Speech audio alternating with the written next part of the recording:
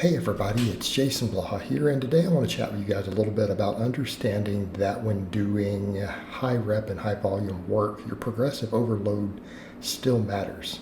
You know, you get that a lot of times, and people have this idea, they're like, oh, volume versus intensity. And that's not really how it works, meaning you really can benefit from both. In other words, obviously, mechanical tension is the primary driver of muscle growth. Okay, and we need to be clear on that.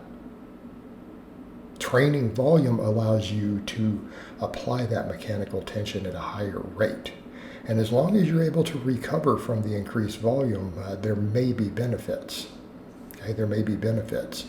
And I think the other thing to think about with really high volumes of training is that usually that's when people don't care about efficiency, they don't care about weak point training anymore.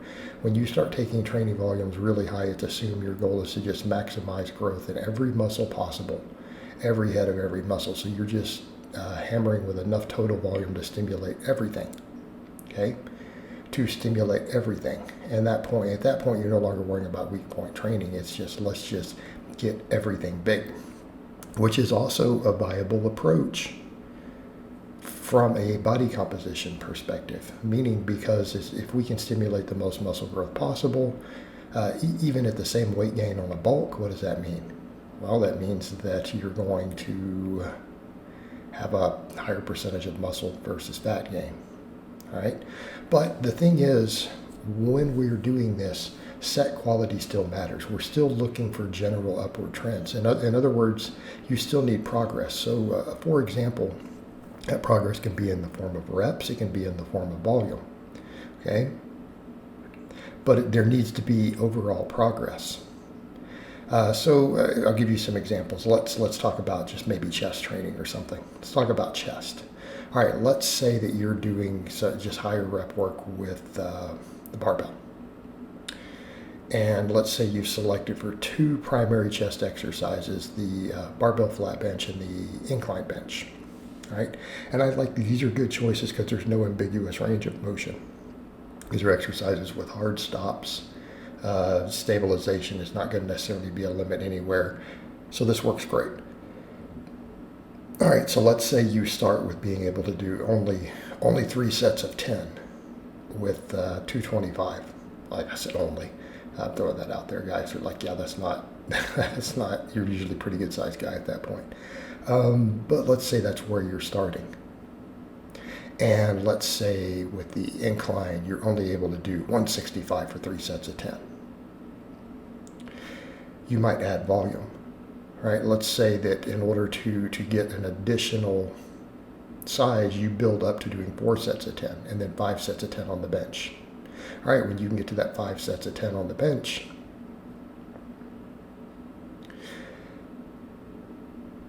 then what? Well, then you start adding sets on the incline.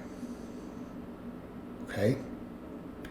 So then you get up to, and I'm assuming most people are doing upper lowers. That's what I program. So when I'm saying this, we're talking about 20 sets for chest a week is what you're building up to.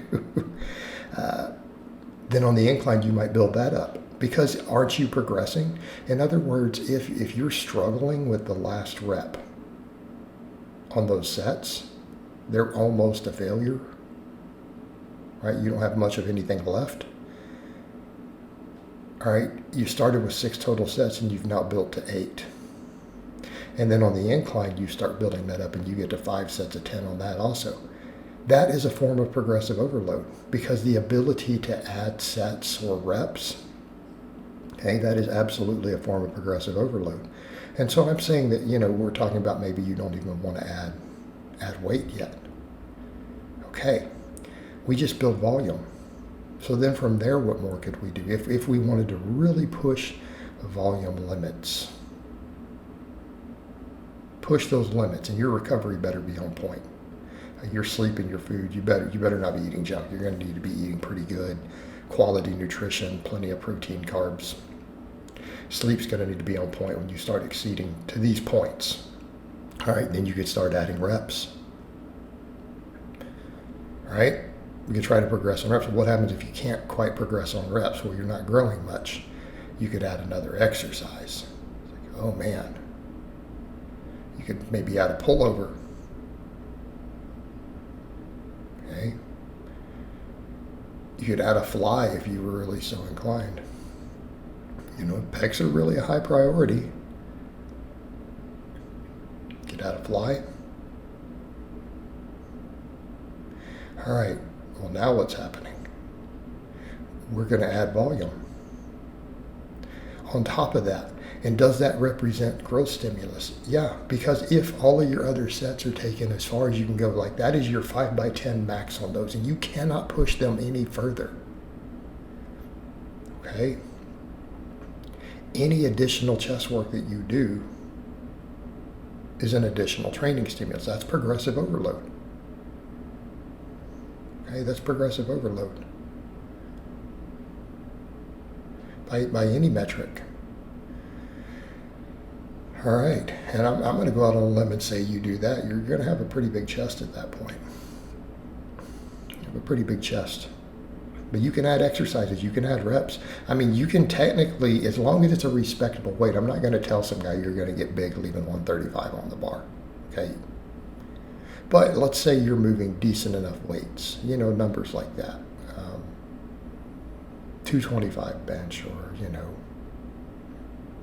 185 incline.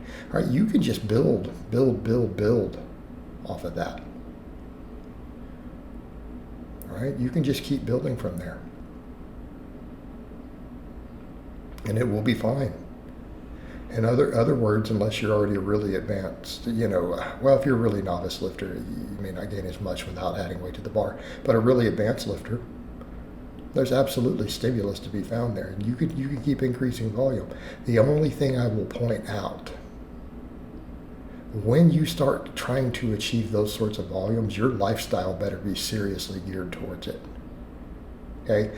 And rep quality matters. Rep quality absolutely matters. So this is not just cheating that up, it's quality reps.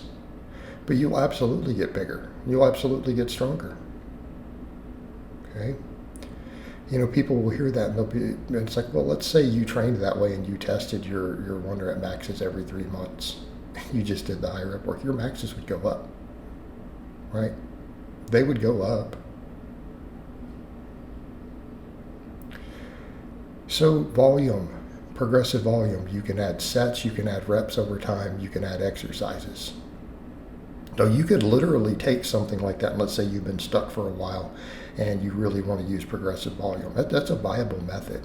It's an absolutely viable method. And I do that with clients, by the way. I do that with clients,